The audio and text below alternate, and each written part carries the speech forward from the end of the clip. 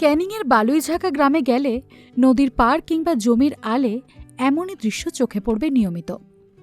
ভিডিওয় যাকে দেখা যাচ্ছে তিনি সেই গ্রামেরই দূরপাল্লার দৌড়বিদ মাসুদ হোসেন ঘরামি। সম্প্রতি রাজ্য মিটে স্টিপল চেজে ব্রোঞ্জ জিতেছেন তিনি। জমির আল ধরে নিয়মিত দৌড় অনুশীলনে অবশ্য নতুনত্বের কিছু নেই, কিন্তু মাসুদের গল্প অন্য মাত্রা পায় যখন সামনে আসে দিনমজুরের কাজ করে প্রয়োজনীয় অনুশীলনের সময়টুকু পর্যন্ত জোটে না তার, অথচ চোখের তারায় উঁকি মারে দেশের হয়ে প্রতিনিধিত্বের স্বপ্ন। দেশের হয়ে অবশ্যই খেলার স্বপ্ন দেখি, বাট চেষ্টা করে যাচ্ছি, এগোবো, আশা করি একদিন ঠিকই যাব, ইন্ডিয়া রিপ্রেজেন্ট করবই। কিন্তু লক্ষ্যে পৌঁছতে গেলে পেরোতে হবে একাধিক হার্ডল, কারণ সংসারের একমাত্র উপার্জনকারী যে তিনি কাজে না গেলে যে ভাতের হাঁড়ি চাপে না ঘরে। উৎসাহ বলতে অ্যাকচুয়াল আমি ছোটো থেকে খেলা ভক্ত, তো বাড়ির আর্থিক অবস্থার কারণে আমি ঠিকঠাক সময়ে খেলাতে আসতে পারিনি। আমি এইচএস কমপ্লিট করার পরে আর্মিতে যাওয়ার জন্য চিন্তাভাবনা নিই, ডিফেন্স লাইনে। সেখান থেকে আমার প্র্যাকটিস শুরু, এবং ধীরে ধীরে দৌড়ে থাকি। সিনিয়ররা বলে তুমি অ্যাথলেটিক্সে আসো, ভালো করতে পারবে।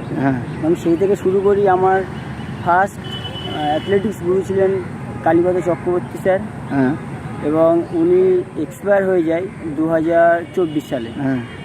তো তারপরে আমি আমাদের প্রাণপল্লব স্যারের সঙ্গে পরিচয় হয়, সেখান থেকে আমি প্র্যাকটিস করি। বনো স্যারের কাছে প্র্যাকটিস করে, এবার স্যারের কাছে প্র্যাকটিস করার পর আজকে আমি মানে স্টেটে বিগত 5 বছর পর আবার অংশগ্রহণ করি। খারাপ বলতে এতটাই খারাপ যে আর খেলাধুলা তো দূরের কথা, নর্মালি আমি যেটা খাওয়া দাওয়া করবো বা একটা সংসার চালানো যেমন, সেটাও আমার পক্ষে সম্ভব ছিল না। বাবা কি করেন? বাবা কিছুই করে না, বাবার ফিজিক্যালি প্রবলেম আছে, আর মার হাউসওয়াইফ। নর্মালি যেমন কন্ট্রাকচুয়ালি রাজমিস্ত্রি লেবার বা পাথরের লেবার, এরকমই পার ডে যখন যেখানে কাজ থাকে ডাকা হয়, সেই অনুযায়ী আমি কাজে যাই। যদি কাজ না থাকে তখন বাড়িতে বসে থাকতে, যেমন এখনই বর্ষা পড়েছে, এখনই তো কাজই পাওয়া যাবে না, বাড়িতে বসে থাকতে হবে। চরম আর্থিক অনটন, তার মধ্যে সংসারের দায়িত্ব কাঁধে নিয়ে স্বপ্ন বাঁচিয়ে রাখা কতটা কঠিন। মাসুদ বললেন, কঠিন বলতে স্বপ্ন কোনোদিন কঠিন হয় না। স্বপ্নকে পূরণ করতে গেলে পরিশ্রম করতেই হবে, এটা মাস্ট। তো আমি মনে করি আমার পার্ট অফ লাইফ এটা।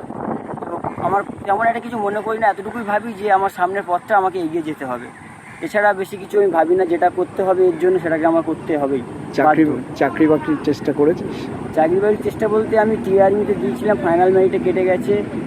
তার আগে 2024-এও দিয়েছিলাম, সেখানে আমি রান কোয়ালিফাই করতে পারিনি, যেহেতু প্র্যাকটিস অফ ছিল পুরোপুরি। কিছুদিন প্র্যাকটিস করে গেছিলাম, আমার পক্ষে মাঠ পাস করা সম্ভব হয়নি। বেস্ট অফ 6 এসেছিলাম, বাট ওখানে দুজনকে নিয়েছিল। অর্থাৎ একটা চাকরি বাঁচিয়ে রাখতে পারে মাসুদের স্বপ্ন, তেমনটাই জানাচ্ছেন কোচ। মাসুদ ঘরামি 3000 মিটার স্টিপল চেজে থার্ড হয়েছে, এবারই সেকেন্ড হতে পারত। ওর মধ্যে প্রচুর সম্ভাবনা আছে, কিন্তু কায়িক পরিশ্রম করে উপার্জন করতে হয়, যার ফলে সংসার চালাতে হয়।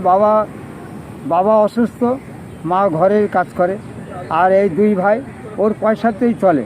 আমরাও যে যা পারি একটু সাহায্য করি, এবং ওর মধ্যে অনেক প্রতিভা আছে, কিন্তু সময় দিতে পারছে না, যেহেতু ও কায়িক পরিশ্রম করে। দাদার অ্যাথলিট হওয়ার তীব্র বাসনা অনুপ্রাণিত করেছে বোন মোম তারিনাকেও।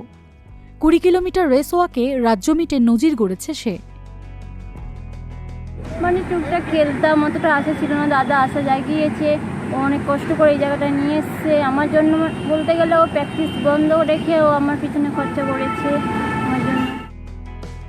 সব মিলিয়ে নিজের লক্ষ্য পূরণই কেবল নয়, আর্থিক প্রতিবন্ধকতার হার্ডল পেরিয়ে মাসুদের সাফল্য স্বপ্ন সত্যি করতে পারে বোন মোম তারিনারও। সঞ্জয় অধিকারের রিপোর্ট, ইটিভি ভারত, দক্ষিণ 24 পরগনা।